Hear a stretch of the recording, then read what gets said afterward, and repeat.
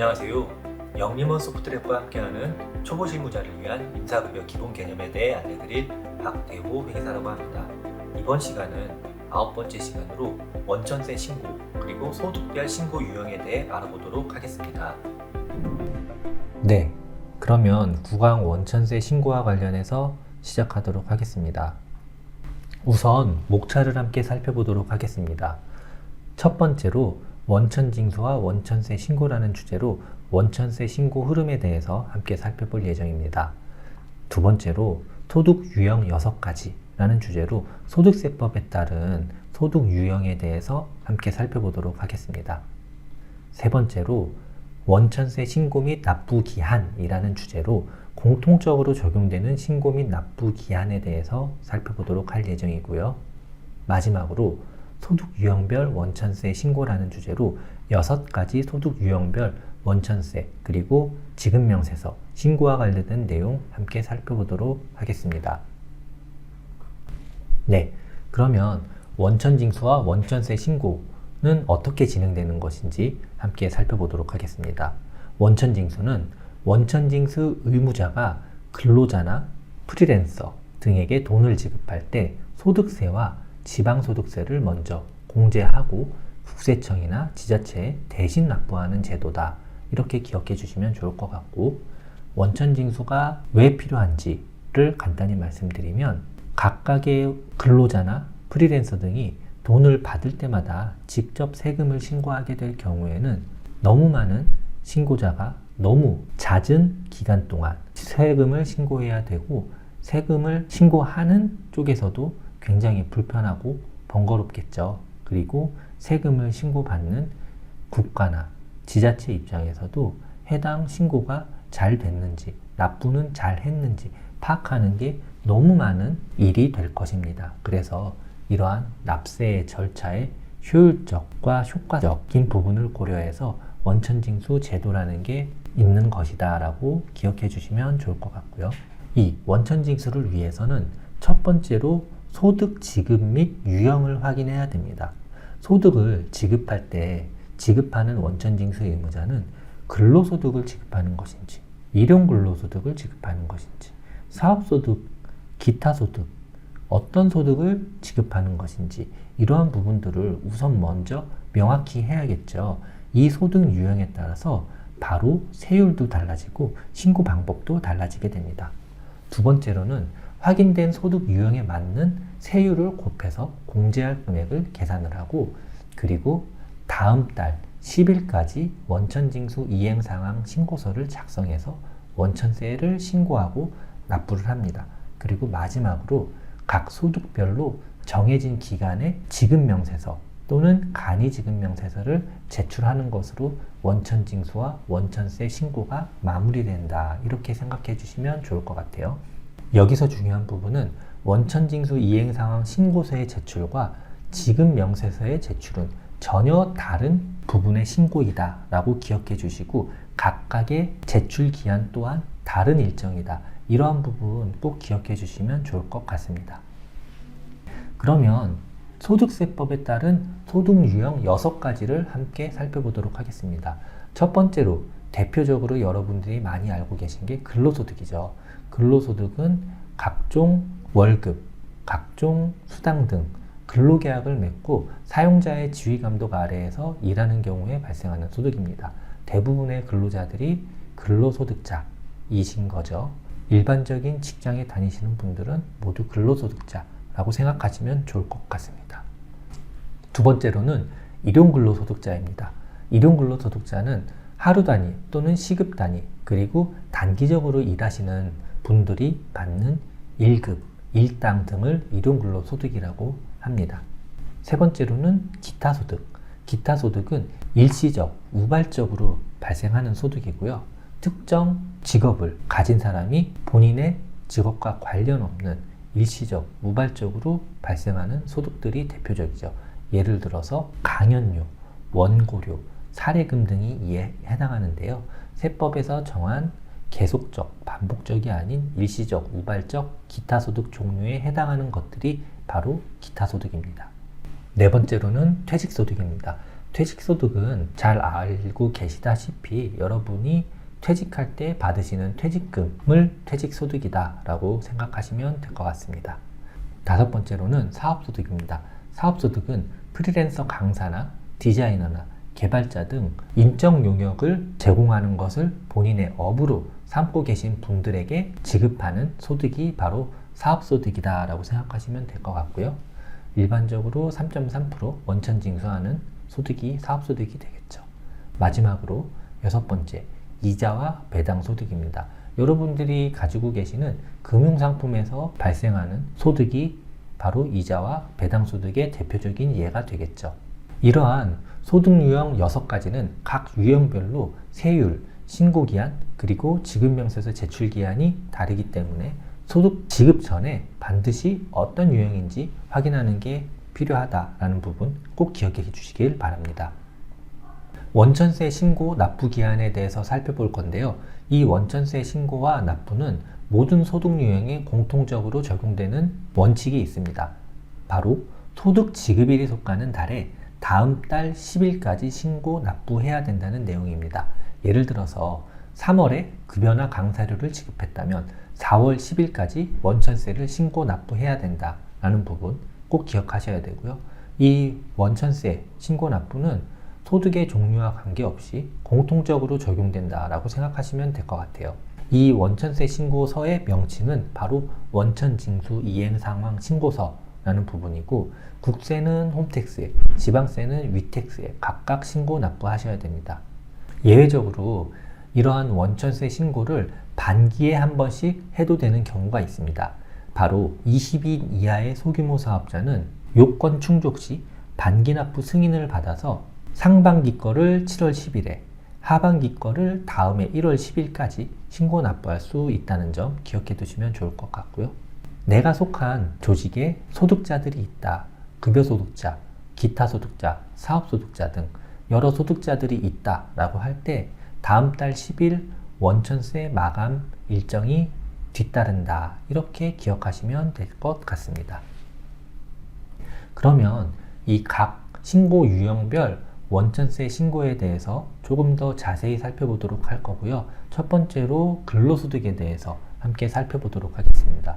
근로소득은 여러분들이 일반적으로 직장에 다니시면서 받는 월급이 바로 근로소득이다 라고 말씀드렸는데요. 이 근로소득의 원천징수는 간이세액표라는 세액표에 따라서 원천징수를 하게 됩니다.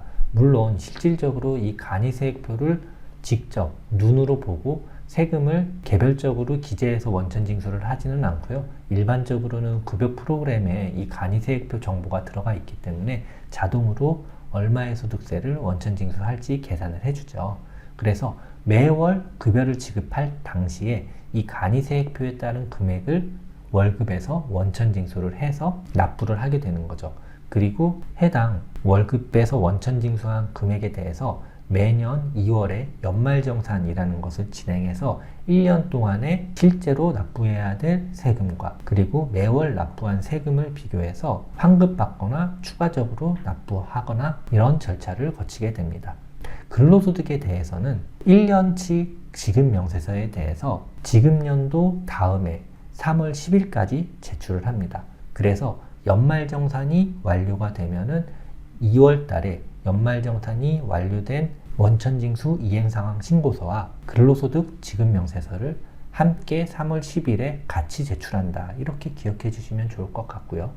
그리고 1년치 지급명세서가 아닌 간이지급명세서의 경우에는 어떻게 제출하는지 살펴보면은 상반기와 하반기에 6개월치씩 간이지급명세서를 제출한다, 이렇게 기억하시면 될 것 같은데, 상반기 간이지급명세서는 7월 말까지, 하반기 간이지급명세서는 다음해 1월 말까지 제출하는 것이고, 이러한 간이지급명세서와 1년치 지급명세서의 제출은 별도로 이루어져야 된다라는 부분 꼭 기억해 주시고요. 마지막으로 간이지급명세서의 경우에는 현재는 반기 기준으로 제출을 하고 있으나 2027년부터는 매월 제출로 변경 예정이라는 점도 참고로 알아두시면 좋을 것 같습니다. 그러면 퇴직금과 퇴직연금 일시금에 대해서 살펴보도록 하겠습니다. 바로 이 퇴직금과 퇴직연금 일시금이 퇴직소득이다 라고 생각하시면 될 것 같고요. 이 퇴직소득은 다른 소득과 합쳐서 종합소득에 계산되는 방식이 아니고 분리과세 방식으로 납부를 하게 됩니다. 그래서 종합소득과는 별도의 세율 구조를 가지고 있다. 그리고 퇴직 시점에 퇴직소득 원천징수를 통해서 과세가 종결된다. 이렇게 기억하시면 될 것 같고요. 물론 별도의 세율 구조를 가지고 있고 원천징수를 통해서 과세가 종료되기는 하지만 퇴직소득 역시 지급월의 다음 달 10일까지 원천세 신고를 해야 된다 라고 기억해 주시면 좋을 것 같고요. 이 퇴직소득에 대한 지급명세서는 해당 연도분을 다음해 3월 10일까지 제출합니다. 참고로 퇴직이 발생했다 라고 하면은 퇴직소득을 원천세 신고를 해야 되고 4대 보험 상실 신고도 해야 되고 그리고 퇴직자 연말정산이나 퇴직자 건강보험 정산 등을 반드시 해야 된다라는 부분 기억해 두시면 좋을 것 같습니다. 네, 그러면 다음 신고 유형으로 일용근로소득에 대해서 살펴보도록 하겠습니다. 일용근로소득은 일용근로자가 받는 소득인데요. 일용근로자는 잘 아시다시피 하루 또는 단기간 고용되고 일반적으로 건설 현장, 건설 인부나 행사나 물류 아르바이트, 그리고 단기 아르바이트 등이 대표적이다 라고 생각하시면 좋을 것 같아요. 이 일용근로자의 원천징수 세율은 소득세 6% 단일 세율을 적용합니다. 그리고 일당에서 하루에 15만 원의 근로소득 공제 후 6%를 적용하고 산출세액에서 또 55%의 근로소득 세액 공제를 공제한다라는 점 기억해 주시면 좋을 것 같고요. 지급명세서는 일용근로소득 지급명세서 제출이 필요한데 지급월의 소득을 다음 달 말일까지 매월 제출해야 된다라는 부분 기억해 주시면 좋을 것 같아요. 앞서서 설명드린 근로소득은 반기 제출이라고 말씀드렸죠. 일용근로소득은 매월 제출이다 라고 기억해 주시면 좋을 것 같아요. 이 일용근로자의 소득세를 대략적으로 계산해 보면은 일당에서 15만 원을 빼고 남은 금액에서 2.7% 정도가 소득세로 징수되고 여기에서 지방소득세 10% 정도가 추가된다 이렇게 생각하시면 될 것 같고요. 더 간단히 기억해 주신다면 일당에서 15만 원 뺀 금액의 3%가 세금이다 이 정도로 기억해 주시면 될 것 같습니다. 마지막으로 일용근로자는 연말정산 대상이 아니고 원천징수를 하게 되면은 과세가 종결된다 라고 기억해 주시면 좋을 것 같습니다. 다음 신고 유형으로 사업소득과 기타소득에 대해서 살펴보도록 하겠습니다. 사업소득은 여러분들이 잘 알고 계시는 3.3% 공제 대상이 되는 소득인데 대부분 프리랜서 분들, 그래서 프리랜서 강사라든지 프리랜서 디자이너라든지 혹은 번역가라든지 이런 분들이 근로계약 없이 인적 용역을 제공하고 받는 소득이 사업소득이 되겠죠. 그래서 사업소득은 3.3%를 원천징수한다 라고 기억하시면 좋을 것 같고 이 3.3%에는 지방소득세가 포함된 세율이다 이렇게 기억해 주시면 좋을 것 같아요. 사업소득의 지급명세서는 우선 첫 번째로 간이지급명세서를 매월 제출합니다. 지급월분에 대해서 다음 달 말일까지 제출을 하고 정기지급명세서 1년치에 대한 지급명세서는 지급연도 전체 내역을 다음해 3월 10일까지 제출한다. 이렇게 기억해 주시면 좋을 것 같아요. 다음 신고 유형으로 기타소득에 대해서 살펴보도록 하겠습니다. 기타소득은 일시적 소득이죠. 사업소득 같은 경우에는 계속 반복적으로 인적 용역을 제공하고 받는 소득이라고 하면은 기타소득은 일시적으로 우발적으로 일회성 강의라든지 일회성 자문이라든지 또는 상금을 받았다든지 할 경우에 지급하는 소득이 기타소득이 됩니다. 그래서 이 기타소득의 원천징수세율은 바로 22%입니다. 소득세 20%와 지방소득세 2%를 합쳐서 22%가 되게 되는데 이 기타소득은 사업소득과 다르게 필요경비라는 것이 있습니다. 그래서 필요경비가 인정되는 기타소득도 있고 인정되지 않는 기타소득도 있는데 일반적인 기타소득은 대부분 필요경비가 인정되죠. 예를 들어서 일회성 강의를 했다 라고 해서 강의비를 받았다 라고 하면 필요경비가 60%가 적용되게 되는데요. 그래서 이 기타 소득의 필요경비 60%를 제외하고 남은 금액이 기타 소득이 되는 거고요. 이 기타 소득의 22%를 곱한 비율이 결국에는 환산하게 되면 총액의 8.8%가 됩니다. 그래서 기타 소득은 8.8%를 공제한다. 이렇게 사람들이 알고 있죠. 필요경비 60%를 인정받는 경우가 대부분이라서 실질적으로는 지급액의 8.8%를 원천징수하는 소득이 바로 기타 소득이다. 이렇게 기억해 주시면 좋을 것 같고요. 기타 소득의 지급명세서와 관련해서 살펴보면 우선 간이지급명세서는 매월 제출입니다. 지급월분을 다음 달 말일까지 제출을 해야 되고, 그리고 1년간의 기타 소득에 대한 정기지급명세서는 다음해 2월 말일까지 제출한다. 이렇게 기억해 주시면 좋을 것 같아요. 앞서 살펴본 사업소득의 지급명세서 제출일과는 좀 다르죠. 이러한 차이점에 대해서 꼭 기억해 주시면 좋을 것 같고요. 추가적으로 말씀드리면 사업소득은 종합소득세 합산 대상입니다. 즉 근로소득자가 사업소득이 있었다 라고 하면은 근로소득과 사업소득을 합쳐서 반드시 종합소득세에 합산을 해야 된다. 이렇게 기억해 주시면 좋을 것 같고요. 기타 소득은 필요경비를 제외한 금액이 300만 원 이하일 경우에 분리과세 대상이 되게 됩니다. 그래서 300만 원 이하일 경우에는 굳이 종합소득세 신고를 안 해도 될 수도 있다 라고 기억해 주시면 좋을 것 같은데, 기타 소득이라고 하더라도 무조건 안 하는 거는 아니고, 필요경비를 제외한 금액이 300만 원을 초과하게 되면은 합산해서 신고해야 된다라는 부분 꼭 기억해 주시면 좋을 것 같아요. 마지막으로 우리가 소득자에게 소득을 지급할 때 해당 소득자가 사업소득에 해당하는 잔지, 기타 소득에 해당하는 잔지 우선 먼저 판단을 해야지 몇 프로의 원천세를 징수할 것인지, 언제 지급명세서를 제출할 것인지 이런 부분들을 결정할 수 있겠죠. 그래서 꼭 소득을 지급할 때는 사업소득으로 징수할 것인지 기타 소득으로 징수할 것인지를 우선 결정할 필요가 있습니다. 마지막 신고 유형으로 이자 배당 소득에 대해서 살펴보도록 하겠습니다. 이자 배당 소득은 여러분들이 잘 알고 계시는 예금이나 적금, 채권의 이자, 그리고 배당은 주식에서 받는 배당이 있겠죠. 이러한 이자 배당 소득은 14%의 소득세 원천징수 세율로 원천징수를 하게 됩니다. 그리고 지방소득세 10%까지 합치게 된다면 15.4%가 원천징수 되게 되겠죠. 금융기관에서는 이러한 15.4%를 제외하고 이자를 입금을 해주게 됩니다.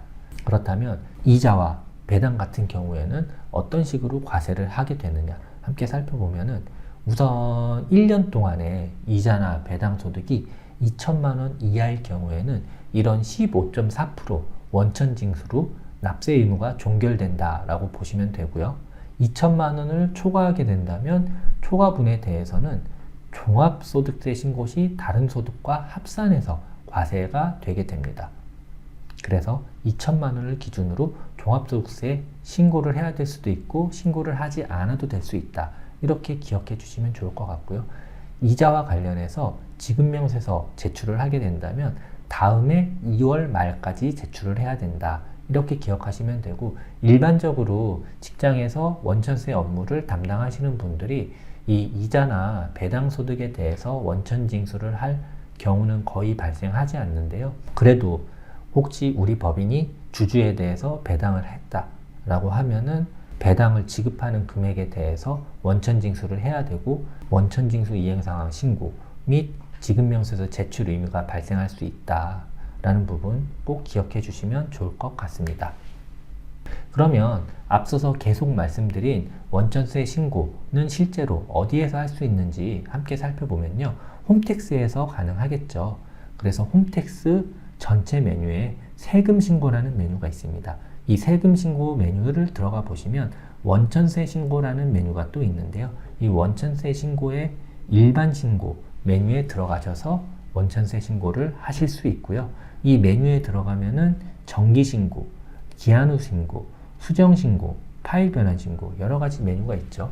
일반적으로는 정기 신고 메뉴에 들어가서 해당 내용을 입력하시고 신고를 하시면 되는데, 만약에 회계 프로그램을 이용해서 신고 파일을 별도로 제작해서 신고를 하고 계신 경우에는 파일 변환 신고 메뉴에 들어가서 해당 제작하신 파일을 업로드하는 방식으로 신고하시면 된다. 이렇게 안내 드립니다.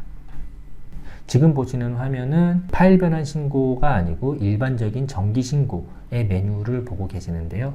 이렇게 직접 해당 내용을 입력해서 신고를 하실 수 있고, 그 메뉴에 들어가시면 기본정보 입력 매뉴얼이라는 칸이 있어서 해당 매뉴얼을 보고 처음 하시는 분들도 그렇게 어렵지 않게 홈택스에서 신고하실 수 있다라고 기억하시면 될 것 같아요.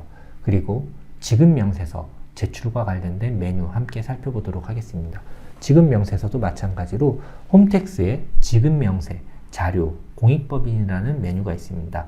유의하셔야 될 부분은 세금 신고 메뉴가 아니라 지급 명세 메뉴가 따로 있다라는 부분 기억해 주시면 좋을 것 같은데요.